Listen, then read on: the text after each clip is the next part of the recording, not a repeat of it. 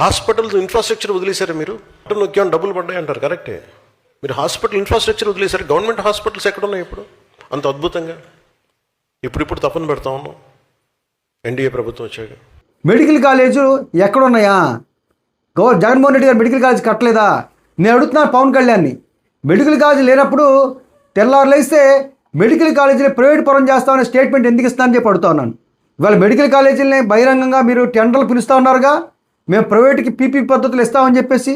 Medical college Jaganmohan Reddy కట్టకపోతే మీరు medical college ఏ రకంగా పీపీపీకి ఇస్తారు, ఏ రకంగా ప్రైవేట్ పరం చేస్తారని చెప్పి అడుగుతా ఉన్నాను. జగన్మోహన్ రెడ్డి గారు 7 మెడికల్ కాలేజీలు కట్టారు కాబట్టే ఇవాళ వాటిని ప్రైవేట్ పరం చేసి తద్వారా మీరు సొమ్ము చేసుకోవడానికి ప్రయత్నం చేస్తూ ఉన్నారు. మీకు ప్రజలు కనీస ఆలోచన చేస్తారనే సోయగోళ్ళు లేకుండా మీరు మాట్లాడుతున్నారు. మీకు దమ్ము ధైర్యం ఉందా? ఈ రాష్ట్రంలో కనీసం ఒక్క కొత్త మెడికల్ కాలేజీకి మేము శంకుస్థాపన చేశామని చెప్పే దమ్ముందా? చంద్రబాబు గారు గతంలో కూడా సీఎం చేశారు 2014-19 మధ్యలో. ఒక్కటంటే ఒక్క మెడికల్ కాలేజ్ కట్టాడని చెప్పి అడుగుతా ఉన్నారు.